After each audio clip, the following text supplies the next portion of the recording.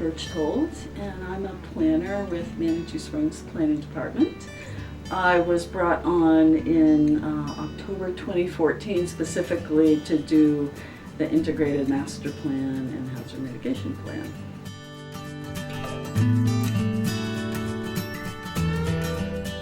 Our major hazards would be flooding. Secondary would be wildfire. I would add landslide and erosion. Less prominent, but certainly something that we'll consider.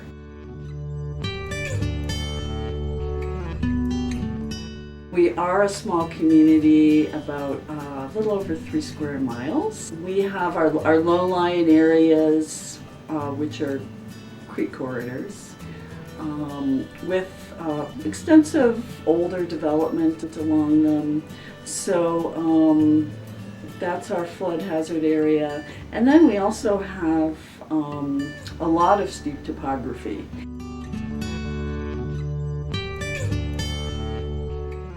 2013 flooding, which really was kind of a series of cascading events that happened so quickly it wasn't possible to repair, so sort of cascading effects.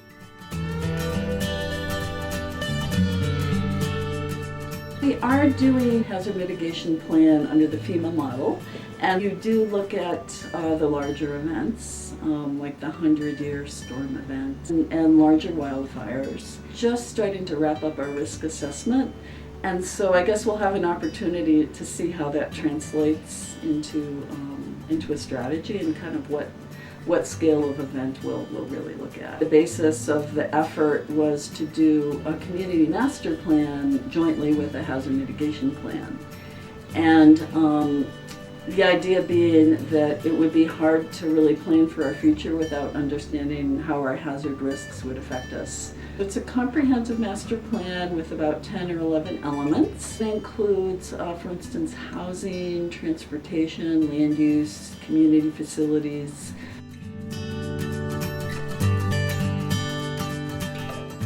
In 2012, the council adopted a vision plan that was developed by a community group called the Collaborative, and it was very comprehensive, but stayed more at the sort of high-level visioning stage. It also identified a number of community partners and did identify a number of actions too. There's an opportunity for us to look at our hazards in more detail at the community scale, like create synergy, I would say, between the two plans. The master plan will provide much of the data for assessing community assets for the hazard mitigation plan.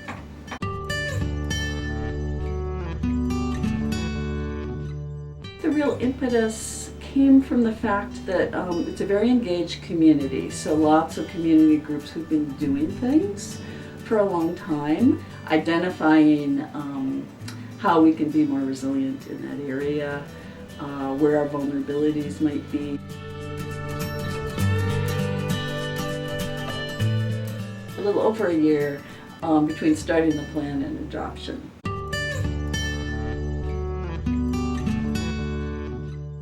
Address wildfire risk on a more environmental basis through fuels mitigation, maintenance, and partnerships. And long-term, our efforts might go more towards looking at building construction. And because we're mostly built out, that will take a while to implement. We can make those more resilient. But that's going to be a key outcome of this plan. In terms of our partnerships, the region really is evolving, and some new organizations have been created to address planning and risks at a regional scale. The Manitou Collaborative, which is the citizen group that developed the vision plan. Other economic development groups like our urban renewal area, our business improvement district. And so that's kind of on the master plan side. In the hazard mitigation side, we have certainly El Paso County and they're emergency management and planners. Colorado Springs Utilities, a watershed collaborative to help identify some of those more regional scale projects. And that would apply both to our wildfire and our flood risk, because they're, we know that they're so intermingled. So maintaining the health of our forests and putting in measures to help protect those. We have NOAA to provide guidance on weather patterns and climate change. A watershed group called Fountain Creek Flood Control. District Ranger from the U.S. Forest Service. Our fire staff on particularly the hazard mitigation piece. A community meeting, our Citizens Advisory Committee, our hazard mitigation team, and meetings with other stakeholders. About how we communicate with citizens and stakeholders, not being too technical, too overly plannerly in our use of language, because we really want it to be an educational experience.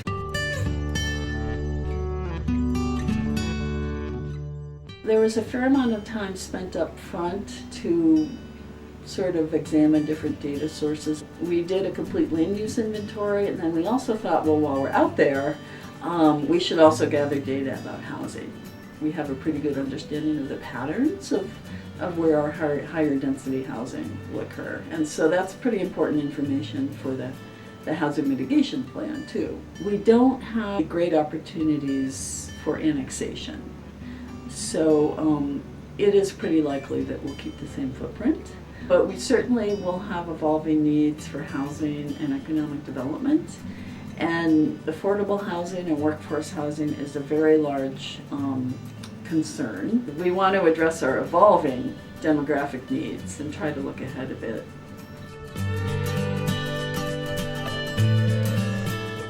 In a community that does not have a lot of vacant land, there are going to be certainly some trade-offs. There's a lot of things that we want to do, and we certainly, the opportunities to do everything probably aren't there. So looking at some new tools, like perhaps overlay districts.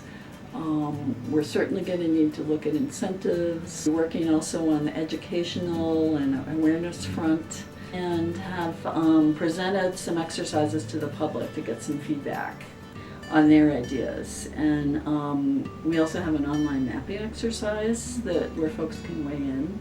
So we're at the idea stage, but we're very soon going to get to the stage where we present some different choices and scenarios. We tapped into the Planning Resiliency Grant, which is really intended to assist communities with their comprehensive planning, bring it more under a resiliency, framework. That is a grant that's funded from HUD's CDBG-DR, specifically for disaster recovery. We hope there'll be some guidance that comes out of this effort for other communities that want to take on this type of effort.